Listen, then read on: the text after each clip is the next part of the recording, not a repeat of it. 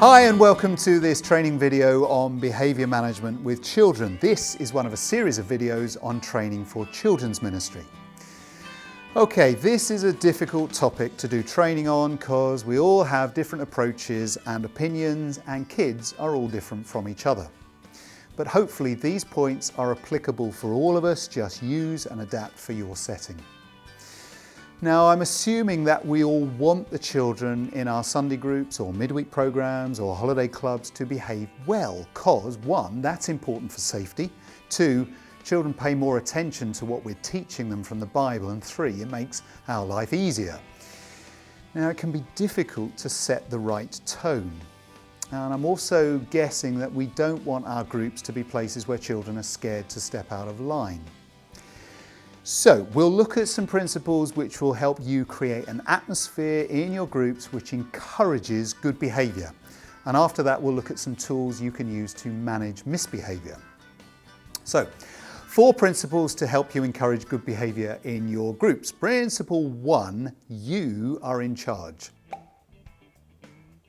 You see, whether you're a young leader just learning the ropes or someone with decades of experience, you are in a position of authority over the children. That is a good thing, because the alternative is chaos and danger. You have the right and the responsibility to manage the behaviour of the children.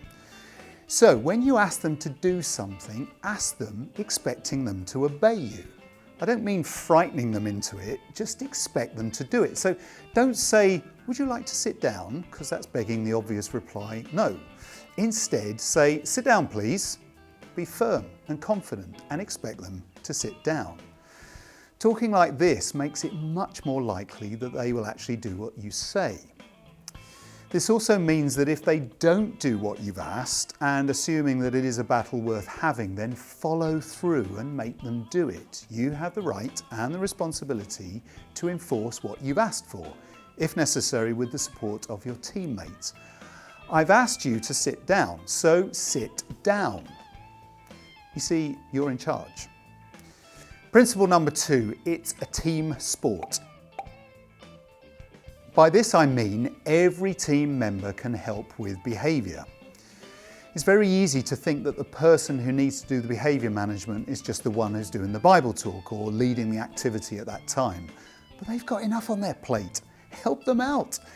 If we as team members spread ourselves out, sitting among the children, then when one of them starts talking with their neighbour during the Bible talk, we'll be close enough to tap them on the shoulder and get them to listen. Or we can sort out an argument during a game or whatever. It's a team sport. Principle number 3, set the tone from the start. It's much more difficult to correct unhelpful behaviours if you've let them go earlier in the session. So if you've got a rowdy group, maybe start with a quieter activity when they first arrive, with the promise of a run-around game a bit later. And if it's an activity where you need them to sit down, then insist on it from the beginning. There'll always be one or two who think the rules don't apply to them, but insist on it. Set the tone from the start.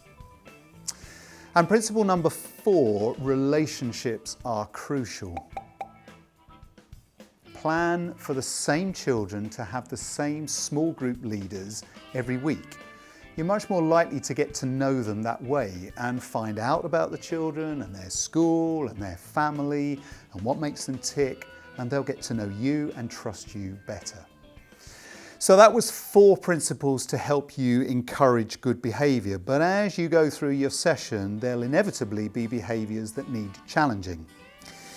Now, the reasons why children misbehave are many and varied, but include things like attention seeking, not being able to do what you've asked, or being sat still for too long. Then there are bigger issues like learning difficulties, and sometimes, sadly, at home there are different standards. They get to do what they want.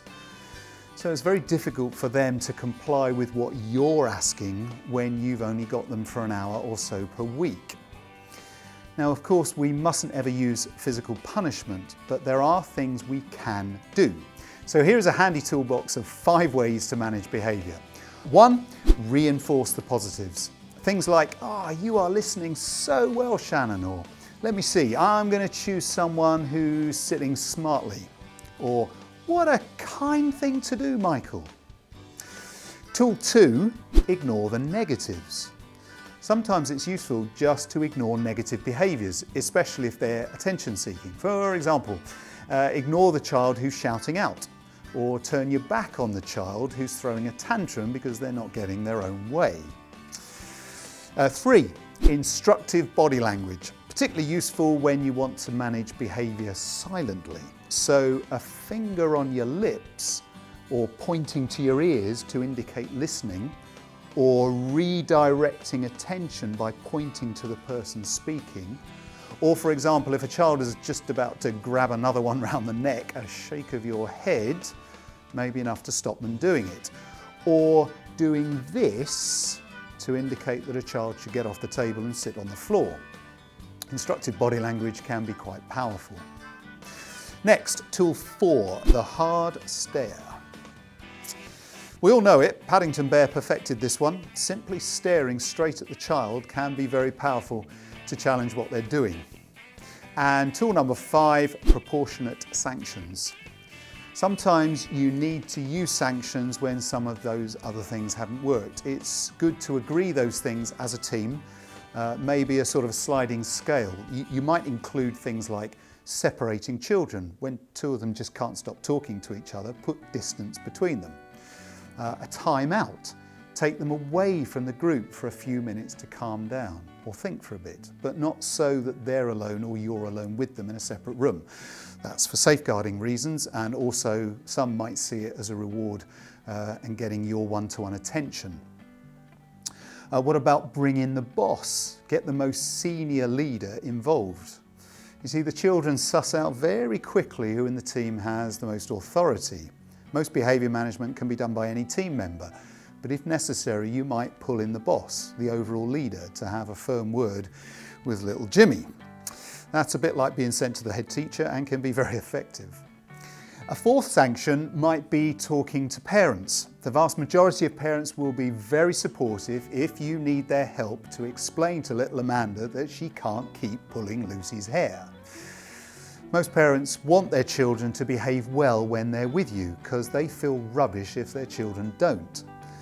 Now, the flip side of this is that if you have a particularly difficult child in your group, the parents will probably be quite exhausted by it at home already.